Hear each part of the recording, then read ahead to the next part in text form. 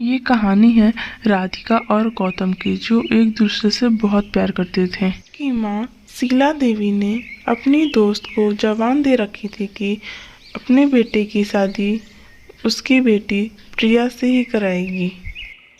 प्रिया और गौतम बचपन से ही दोस्त थे। प्रिया गौतम को बचपन से ही चाहती थी और वो चाहती थी कि उसकी शादी गौतम से ही हो। एक रोज की बात है, गौतम की माँ गौतम से कहती हैं, बेटा गौतम, अब तो कम से कम शादी के लिए हाँ करती, अब तो तेरी सरकारी नौकरी भी लग गई है। माँ, आपको तो पता है ना, मैं प्रिया से प्यार नहीं करता, तो आप मुझे उससे शादी करने के लिए बार बार क्यों कहती हैं? मैं तो चला ऑफिस, आप देख लीजिए, पर मैं प्रिया से शादी नहीं करूँगा। मैं ऑफिस जा रहा हूँ माँ। गौतम ऑफिस जाने से पहले ज्योति के घर होते हुए जाता है और ज्योति, माँ बार बार रोज रोज मेरी शादी प्रिया से कराने के पीछे पड़ी रहती हैं। अब मैंने सोच लिया है कि आज ही मैं तुमसे शादी करके। तुम तो जानते हो मेरे पिताजी के पास बिल्कुल भी पैसे नहीं हैं मेरी शादी कराने के लिए, और तुम्हारी माँ मुझे बिल्कुल भी स्वीकार नहीं करेंगी, तो ये शादी कैसे हो सकती है? तुम उसकी बिल्कुल भी चिंता मत करो, वो सब मैं देख लूंगा। बस तुम तैयार होकर जल्दी से मंदिर आ जाओ अपने पिताजी के साथ। वो दोनों मंदिर जाके शादी कर लेते हैं और दोनों बहुत खुश होते हैं। बेटा गौतम, तूने ये बिल्कुल भी ठीक नहीं किया। तूने ज्योति से शादी करके बहुत गलत किया। अब मैं अपनी दोस्त मोनिका से कैसे आंखें मिलाऊंगी?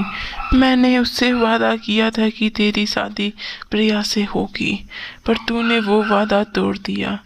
अब माँ, मुझे माफ कर दो। मैं प्रिया से नहीं बल्कि ज्योति से प्यार करता हूँ, और प्रिया बहुत समझदार लड़की है। उसे समझाएंगे तो वो समझ जाएगी। शीला उन दोनों की आरती करके उन्हें घर में लेकर आती है और उन्हें कहती है, अब तुम खुशी खुशी अपना जीवन व्यतीत करना। अगले ही दिन प्रिया गुस्से में घर आती है गौतम के, और गौतम को बहुत खरी खोटी सुनाती है। कहती है, तुम कभी खुश नहीं रहोगे। तुम्हारी हिम्मत कैसे हुई मुझसे न शादी करके उस ज्योति से शादी करने का? इतनी गरीब लड़की से तुम्हें क्या दिख गया कि तुम्हें उससे शादी करनी पड़ गई? तुम अपने जीवन में कभी खुश नहीं रहोगे। और इसी पे उसकी माँ शीला कहती हैं, अरे बेटा, हमें माफ़ कर दो। मैंने तुम्हारी मम्मी से वादा किया था, पर मुझे वो वादा तोड़ना पड़ा।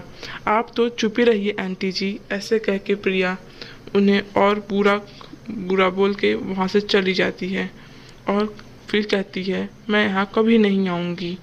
और दूसरे ही दिन ज्योति और उसकी सास बात करती रहती है। दूसरे ही दिन ज्योति और गौतम घूमने के लिए कहीं बाहर जाते हैं, और वो घूमने के लिए जैसे ही बाहर जाते हैं उन्हें पता चलता है कि वहाँ प्रिया भी आई हुई है। और प्रिया वहाँ भी कहती है, तुम्हें इस काली औरत में क्या दिख गया, जो कि बिल्कुल भी मॉडर्न नहीं है? तुम्हें मुझसे ज़्यादा ये खूबसूरत कहाँ से लगी? तुम बहुत बुरा पछताओगे, बहुत ज़्यादा पछताओगे। यह कहकर उसे वह बहुत खरी खोटी सुनाती है, जिसे सुन के प्रिया ज्योति एकदम डर जाती है और गौतम से कहती है, अब क्या होगा?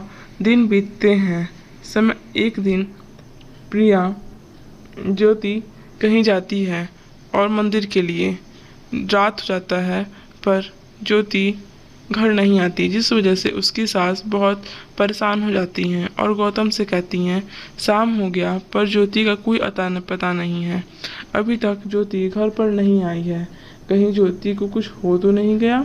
इसी पे ज्योति आती है और बिना कुछ बोले वो अपने कमरे में चली जाती है, और उसके पीछे पीछे उसका बेटा भी उस कमरे में चला जाता है।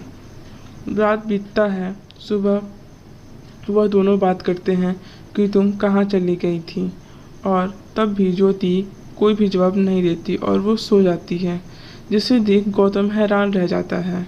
और वो 10 बज जाते हैं पर ज्योति सोई रह जाती है, और सुशीला आके उसे बहुत खरी खोटी सुनाती हैं कि तू कब तक सोएगी, अभी तक तू नहीं उठी, नाश्ता क्या तेरा बाप आकर बनाएगा। बहुत बुरा बुरा बोलती हैं। तो ज्योति की आंखें लाल हो जाती हैं और गुस्से से अपनी सास को बहुत खरी खोटी सुनाती हैं। तू और तेरी बेटी दिन भर सोई रहती है और सारा काम मुझसे कराती है, बेवकूफ़ औरत। इसी पे सुशीला भी ज्योति को बहुत खरी खोटी सुना देती हैं। क्या देती हैं कि गरीब के घर की मेरा बेटा ने तुझे बुला के तुझे अमीर बना दिया तेरे।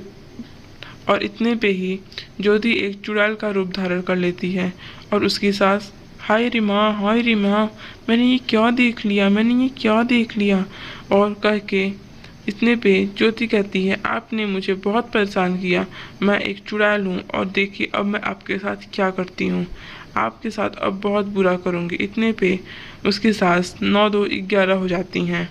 वह बाहर जाके अपने बेटे गौतम को कॉल करती हैं और कहती हैं, बहू में चुड़ैल का साया आ गया है, जल्दी आजा बेटा घर, काम तो बाद में होता रहेगा।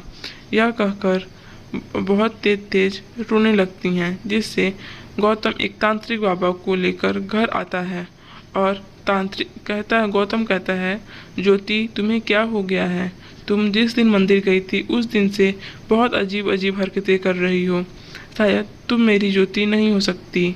इतने पे तांत्रिक बाबा कहते हैं, हाँ ये कोई चुड़ैल ही है, यह कोई ज्योति नहीं है, इसके पे किसी ने टूना टुटका किया हुआ है। ज्योति इतने पे बिलक बिलक के रोने लगती है और तांत्रिक बाबा उसके सारे मंत्र पढ़ते हैं और ज्योति धीरे धीरे ठीक होने लगती है। ज्योति ठीक होके बहुत चिल्ला चिल्ला के रोती है और जिसने ये किया रहता है तांत्रिक बाबा, उसे भी यहाँ बुला देते हैं। सब देखते हैं कि वह प्रिया है जो इसने ये सब किया है, तो सबको बहुत बुरा लगता है। और जब ज्योति सबको बताती है कि मंदिर के बाद मुझसे यही मिली थी और मेरे को इसी ने एक लड्डू खिलाया था जिसमें कुछ था और मेरा खाने के बाद तब से मेरी ये हालत थी। इस पे गौतम को ज्योति पे बहुत गुस्सा आता है और ज्योति कुछ भी नहीं बोल पाती है। इतना कहती है, हाँ मैंने तुम्हें पाने के लिए यह सब किया और मैं हमेशा करूँगी। इतने पे ज्योति बहुत कहार कहार के रोने लगती है। प्रिया को भी बहुत बुरा लगता है कि उसने ये क्या कर दिया। प्रिया फिर चली जाती है। फिर तीनों